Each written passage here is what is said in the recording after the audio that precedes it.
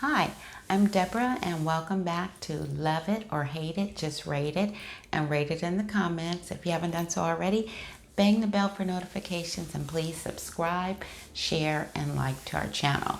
Normally I do this with my daughter, but today she is missing in action, so I just want to get that out there to you as soon as possible. So, what I'll be reviewing today will be Greenleaf episode 4. Okay, so Grace has the walls closing in on her. The room's getting smaller and smaller and smaller. At the end of episode 3, Grace had asked her son, the one that she gave up for adoption, to come to Memphis. She just said, come home. And, if he came home, it would make it easier for her than going from Memphis to Arizona to see him. And then, that would be a stretch and a strain on the relationship that she's trying to develop. So they open up, they show her at his apartment because remember he needed a place. So she helped him get a place. And so she's sitting there on the floor, good old times. And she's opening up the stuff that she brought to help fix up his place, which is a nice, cute little apartment. And he's in there cooking, making them something to eat. And they're trying to bond. There's like a bonding moment. And, like mother and son. But I think first they have to become friends because he's kind of leery and he's got his guards up because he doesn't know, is she going to stay or is she going to go? Is she going to be my mom? But he's looking for that. He wants a mother. So they're just chit-chatting back and forth and trying to forge this relationship. So then we go over to Bob Whitmore and Grace. This is Bob Whitmore and Grace again. So Bob Whitmore is telling Grace about this congregation that's under the Harmony and Hope umbrella. And he said at one time it was a huge congregation, 1,500 people. And so now, the membership has gone down and it's about 270 members left. And it's a huge church. Imagine if it held 1,500 people. So this church is just eating up money, with the maintenance, and they don't have the membership to really support it. So he's figuring to take it over and bring it to Calvary. So he tells Grace to go over, talk to the pastor, and see what she can do. So she says, oh, okay, no problem. So, Bob, as he's about to part and leave and go on about his business, he always has a little salt and pepper to throw in the game. And he goes, and by the way, it's a white congregation. And so, she's sitting there with a blank stare on her face. What are we going to do with a white congregation? Oh, she says, okay, fine. So she goes over and she shares this information with the bishop and Lady May. So, the bishop breaks it down immediately. He said, Bob Whitmore's first name is Cash Money. And all that's doing is just sopping up money. And he needs to get rid of it so he can cash in on that real estate and put everything in one place. Bring that smaller congregation, add it over to Calvary, and then move on from there. And he said, but when do you see a white congregation and a black congregation join together and there's a black pastor? So he said, so Grace, you will no longer be the pastor there. So what you're going to have to do is get this church to stay where they are. So Grace says, okay, so I'll go over and I'll talk to the pastor. Okay, so she excuses herself, goes up to her suite of rooms, and when she goes in there, every time you go there, those doors are open and you can see the bedroom. But this time the doors are closed. She hears a noise in there. So she opens the door, and who's in that room but Sophia? Okay, Sophia comes out and she said, oh, I was just getting some things because I'm here to see my brother, and I'm going to stay down at Zara's. And you don't have to worry about me at all because your secret is safe. I won't tell. But it's the 20th century, so who would care that, how Harmony and Hope wouldn't care that you gave up your son for an adoption. So Grace tries to get her to sit down and talk. And she goes, no, for 40 years, you've been saying you're holier than thou, and you turned out to be just like everybody else. And so she storms out, goes down and talks with Zora. And Zora goes, oh, why did you leave after you told me you were going to stay? And she goes, oh, I was having a disagreement with my mom. I was upset, so I just went on to school anyway. And so then Zara goes, oh, okay, cool. Well, you can help me with this. She was working on a project. And she said, you can help me with this project. And so Sophia says, no, really, I already had made plans that somebody, the ex-boyfriend or something, she was going to go see him. And so she said, but I'll catch up with you tomorrow and we can work on it then. And she goes, okay, cool, talk to you tomorrow. Okay, so then Sophia is not going to be with no ex-boyfriend or nobody. She is going over there to see AJ. Okay, so she arrives at AJ's place. They're kicking it and they're talking. And, I'm not too with it. He's giving her alcohol, so they're sitting there. It looks like they're drinking some Hennessy or something, but they're drinking liquor. So they're talking back and forth. He's telling her that she reminds him so much of her mother. Like, here you are to save the world, save the day. And she goes, no, not really. I'm nothing at all like my mom, nothing at all.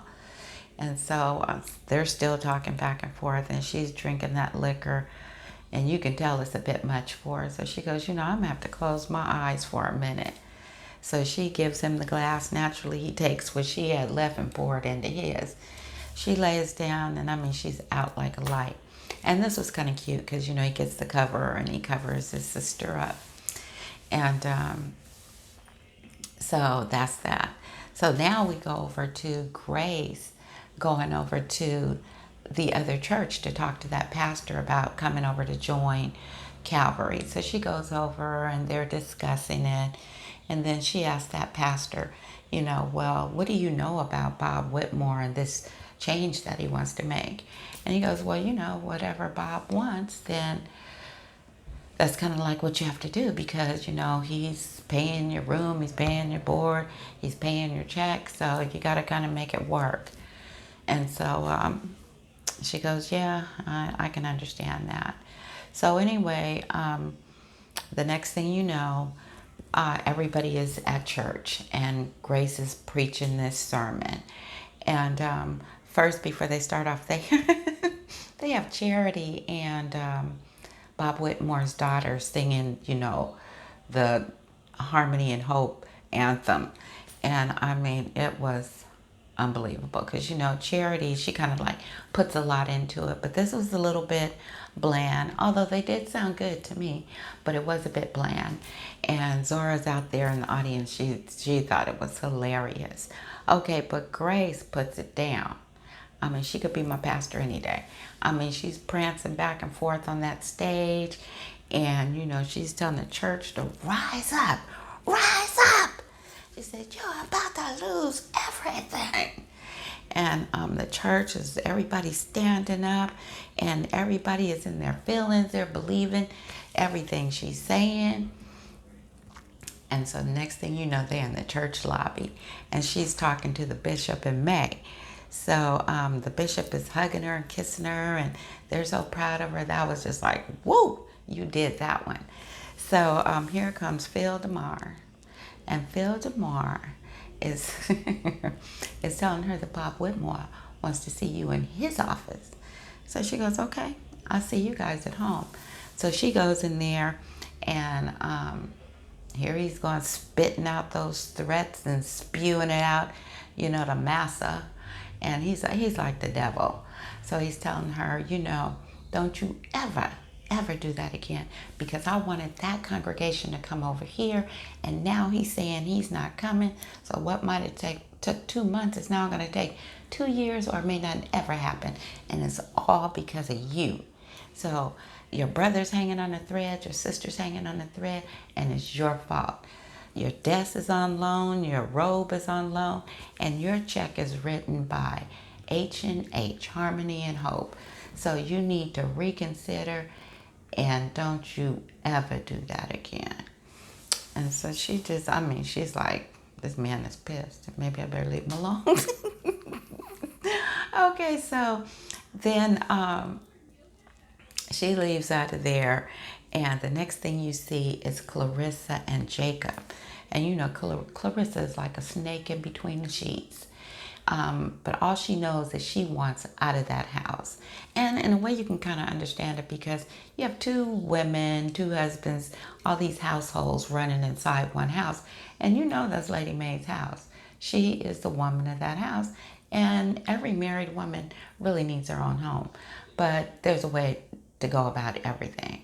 So anyway, Clarissa finally talks Jacob into going over and talking to them about the property, selling the land because she wants that house.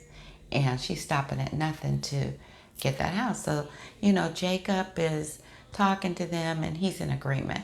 He's going to sell the land so she can get that house and get off his back because he is so tired of her. He don't know what to do.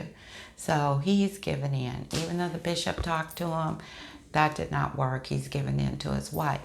So they're setting up a closing for Sunday. So as they're standing up and they're about to depart or whatever, Clarissa notices these cufflinks. And she goes, wow, those are super, super nice. Where'd you get those? And he said it was a gift.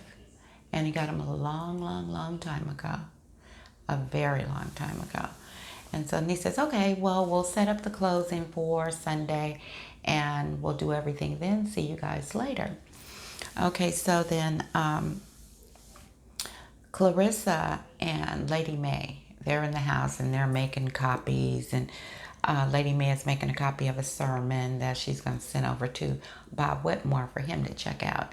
And Clarissa is making some copies, I guess, scanning it over to...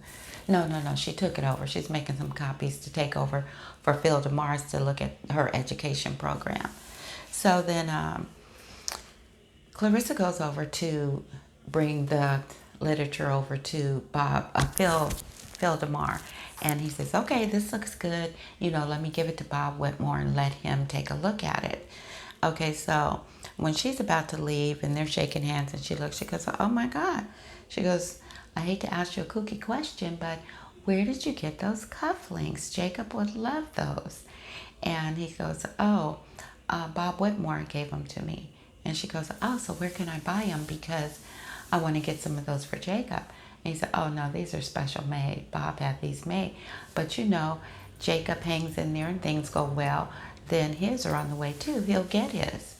Okay, so Clarissa has put two and two together. And she's talked with the agent, and she said, well, did you find out the information on who really owns, who our buyers are? And so then she said, yeah, it's Harmony and Hope. Is that going to be a problem? And she goes, no, So she goes on, and now she knows that Harmony and Hope, they're the buyers. And they're buying it in disguise because they don't want them to know that they're buying that land. If they're buying that land, what are they going to put there? Come on. They're at odds with Harmony and Hope. And you're going to sell that land to them and we're going to try to get the church back? Come on, where is your head? So they're sitting there. Jacob has already signed. He pushes it over for her to sign. And she hesitates. But she signs it. And I mean, come on. How low down and dirty can you be? Okay, so then now you have Charity. Because, Phil DeMar, he comes over to Charity. And he says that he spoke to Bob Whitmore. And, Bob Whitmore didn't like his sermon. So he needs some dirt on Grace. Because if he doesn't get some dirt on Grace and get Grace out of there, neither him nor Charity will be the pastor. So please get me some dirt on Grace. Okay, so what Charity does, she goes to Corinne and she tells Corinne, I have somebody for Grace. So do you know, is she available? Well, you need to ask Grace that. And so she says, well, her and Darius, are they? No, it's no more her and Darius. Okay, well, Noah was just here. And so she said, well, Noah is married. And so then she said, you know what, Charity, enough already. I'm not saying anything else, but all I'm telling you is that Noah is married. Okay, so then she goes and she leaves a message for Noah. She calls his house and she leaves a message. She goes, oh, I heard you were by the church. How dare you stop by the church and not even say hello? By the way, this is Charity. Click. Okay, so now Noah is calling Grace and saying that his wife Elizabeth has kicked him out the house because Charity left that message. And so then Grace said, well, what are you going to do? I mean, what did you tell her? He said, well, I had to tell her because I thought that would, let her know why I went over to talk to you. But she wasn't having it. She didn't believe me. And plus it made things worse because me and you have a son. And me and her have been trying to have kids forever and we can't have it. So she put me out. I'm out of there. So he said, so she said, what are you going to do? He said, I'm coming to Memphis. I'm coming to Memphis to get to know my son. So now Grace is not the only one who's trying to forge this relationship with the son that she gave up for adoption, which it probably will be a little bit easier for Noah since Noah didn't even know she was pregnant. So since Noah didn't know she was pregnant, she gave him up for adoption.